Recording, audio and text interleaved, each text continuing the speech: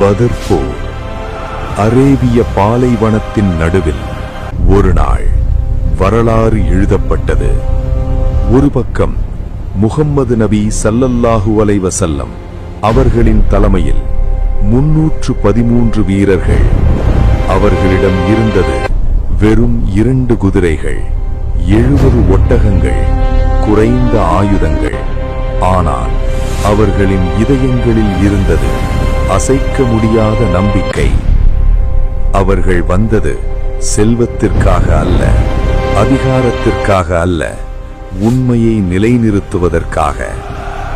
மறுபக்கம் சுமார் 1000 ஆயுதம் சூழ்ந்த போர் வீரர்கள், 100 குதிரைகள், 600 கவச உடைகள், முழுமையான ஆயுத தயாரிப்பு, பெருமை மற்றும் ஆணவம் நிரம்பிய படை. எண்ணிக்கையில் அவர்கள் அதிகம், ஆயுதத்தில் அவர்கள் பலம். ஆனால் மன உறுதியிலும் நம்பிக்கையிலும் சிறிய படைதான் உயர்ந்தது. அந்த நாள் எண்ணிக்கைகள் அல்ல, அல்லாஹ் மீது கொண்ட நம்பிக்கையின் உறுதிதான் வரலாறு எழுதியது.